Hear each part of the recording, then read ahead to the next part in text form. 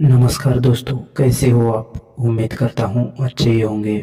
आज मैं बताने वाला हूँ गौतम बुद्ध की एक कहानी, जिसे सुनकर आप ये समझ जाएंगे कि खुश कैसे रहा जाता है। अगर आपको 1 मिनट के लिए खुश होना है तो आप कोई भी जोक पढ़ लो, और यदि आपको 1 दिन के लिए खुश होना है तो आप कहीं घूमने चले जाओ।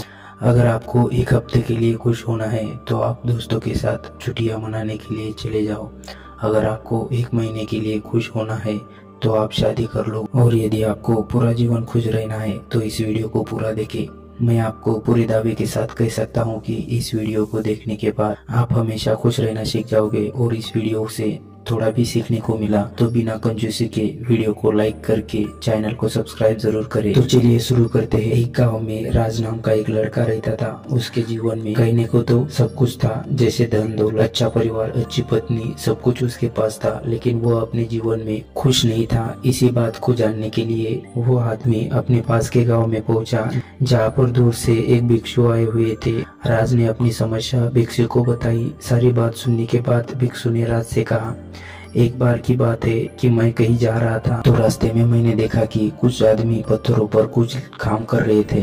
भिक्षु वह काम कर रहे एक आदमी के पास गया और पूछा, यह क्या बन रहा है। उस आदमी ने गुस्से से उत्तर दिया, क्या तुम्हें दिखाई नहीं देता कि मैं पत्थर काट रहा हूँ। भिक्षु ने फिर पूछा, मैं देख सकता हूँ, लेकिन मैं पूछ रहा हूँ कि यह क्या बन रहा है। आदमी चिल्लाया, मुझे नहीं पता, मैं यहाँ गर्मी में काम करते करते मर रहा हूँ और तुम्हें चिंता है कि यह क्या बनेगा। अब बस यहाँ से चले जाओ। यह सुनकर भिक्षु आगे बढ़ा। वो वहाँ काम कर रहे दूसरे आदमी के पास गया और पूछा, यह क्या बन रहा है। आदमी ने जवाब दिया, मैं पैसे के लिए काम कर रहा हूँ, मुझे दैनिक मजदूरी के रूप में कुछ पैसे मिलेंगे और यही मेरे लिए मायने रखता है। मुझे नहीं पता कि यह क्या बनाया जा रहा है। भिक्षु आगे बढ़े। फिर उन्होंने एक अन्य व्यक्ति को वहाँ काम करते देखा और उसके पास गया और पूछा, यह क्या बन रहा है। आदमी मुस्कुराया और उत्तर दिया, हम यहाँ मंदिर बना रहे हैं। भिक्षु ने पूछा, तुम बहुत खुश लग रहे हो, क्या तुम्हें इतनी गर्मी के दिन यह काम करते हुए थकान नहीं होती। उस आदमी ने उत्तर दिया, नहीं पता, नहीं होती। फिर उस आदमी ने आगे कहा, इस गांव में कोई बड़ा मंदिर नहीं है और इस वजह से इस गांव के लोगों को पूजा करने के लिए दूसरे गांव में जाना पड़ता है। मैं भी इस गांव का हूँ। जब मैं पत्थर पर चीनी मारता हूँ तो उस चीनी की चोट की आवाज में मुझे मधुर संगीत की तरह सुनाई देती है। मुझे आनंद की अनुभूति होती है तथा मैं कल्पना करता हूँ कि कुछ दिनों के बाद जब मंदिर का निर्माण पूरा हो जाएगा और पूजा के लिए तैयार हो जाएगा, गांव के लोग यहाँ प्रार्थना करने के लिए आ सकेंगे। जब मैं ऐसा सोचता हूँ कि जो लोग यहाँ आएंगे उनको कितनी खुशी होगी, तो इसलिए यह सब काम मुझे एक काम की तरह नहीं लगता, बल्कि मुझे ऐसा लगता है कि जैसे मैं मजाक कर रहा हूँ। ये काम मुझे एक सेवा के रूप में लगता है। वो आदमी आगे कहता है कि जब मैं शाम को घर जाता हूँ तो मुझे संतुष्टि होती है और मैं रात को मंदिर की कल्पना के साथ सोता हूँ और सुबह उत्साह के साथ उठता हूँ। और कभी कभी तो मैं काम करते समय भक्ति गीत गाना शुरू कर देता हूँ। मैंने अपने जीवन में काम करने में इतना आनंद कभी नहीं लिया।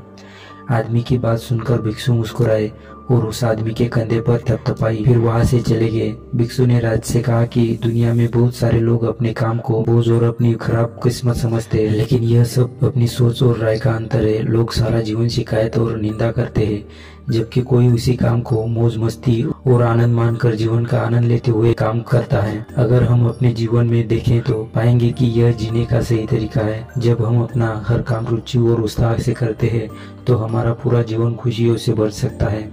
दुनिया में ज्यादातर लोग अपना काम अनिच्छा से और बिना रुचि के करते हैं, इसलिए उनका काम ठीक से नहीं होता है और ना ही उन्हें ऐसा करने में खुशी मिलती है।